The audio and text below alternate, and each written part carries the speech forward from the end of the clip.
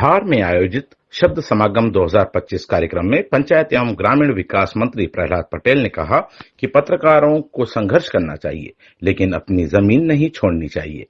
पत्रकारिता सेवा है, व्यापार नहीं। चीजें खड़ी होती है, लेकिन अगर आपका रास्ता ठीक है और आपको इस बात की परवाह नहीं है परिणाम की, तो मुझे लगता है कि सिद्धांत पर चलना लगता जरूर कठिन है, लेकिन अब बेहतर काम करने के लिए जरूरी है कि हम अपना रास्ता तय करें। लेकिन एक बात सही है कि जब मेरी शादी हुई, पहले तो मैंने शादी की नहीं थी, तो मुन्नी भैया हमारे बैतूल से सांसद होते थे, तो उन्होंने मेरे बच्चों के नाम पर पीएफ के फार्म भराए कि तुम तो कुछ करोगे नहीं, ये बाद में जरूरत होगी। मेरी भी प्रार्थना है हमें सत्य के मार्ग पर चलना चाहिए, लेकिन खड़े होने की जमीन 2 गज की जरूर चाहिए, यहाँ से कोई हमको बेदखल नहीं कर सकता। मैं गर्व के साथ कहता हूँ, मैं जहाँ पैदा हुआ गोटे गांव में, अगर गोटे गांव के लोग मेरी साथ खड़े ना होते तो शायद जीवन भी नहीं होता और आगे की यात्रा भी नहीं होती। लेकिन उन सब सत्य को प्रमाण की नहीं, परिणाम की आवश्यकता है। मुझे लगता है जीवन में जिस रास्ते पर चलते, अगर हमारा रास्ता सत्य का रास्ता है, तो मुझे नहीं लगता कि कोई संकट है। हमारे जीवन की जरूरतें वो जरूर सीमित होनी चाहिए, बहुत बड़ी नहीं होनी चाहिए। ये आडंबर ही हमें संकट में डालता है। मैं नर्मदा का प्रथमवासी हूँ, मुझे पता है जीने के लिए 2 टिकट चाहिए।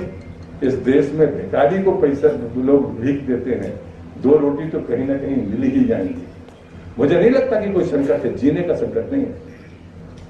हमारा जो आडंबर है वो हमें तकलीफ देता है। वरिष्ठ पत्रकार अशोक वानखेड़े ने कहा कि पत्रकारिता संकट में है और इसे बचाना है तो संविधान को जीवित रखना होगा। उन्होंने ग्रामीण पत्रकारों की कठिनाइयों को लेकर चिंता जताई। शब्द यदि चाटुकारिता का चोला पहने सामने नृत्य करने लगे तो फिर दरबार से तालियां आती हैं। शब्द थोड़े तीखे हो जाए तो आपको फिर दरबार निकाला हो जाता है। लेकिन फिर पत्रकार का एक काम है। आज इस आयोजन में आने का एक और लालच मुझे था कि बहुत दिनों के बाद प्रहलाद भाई से मुलाकात हो रही थी, और जब वो आ रहे थे तो मैंने साथी मेरे जो आ रहे थे इंदौर से, मैंने उनको कहा कोई आए ना आए, प्रहलाद भाई जरूर आएंगे, क्योंकि वो उन नेताओं में से नहीं कि मेरे साथ मंच शेयर करने से क्या नुकसान होगा, क्या फायदा होगा, इसका आकलन करते हैं।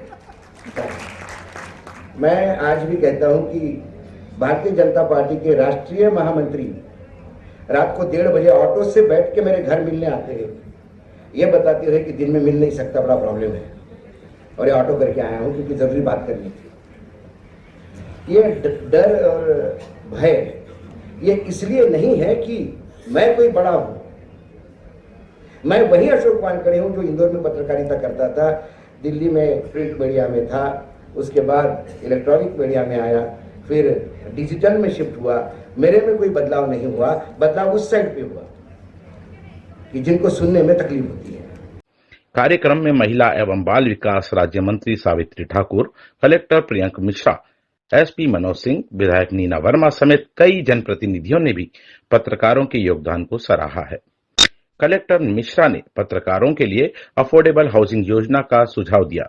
वहीं एसपी सिंह ने छोटे अखबारों की सकारात्मक भूमिका को रेखांकित किया।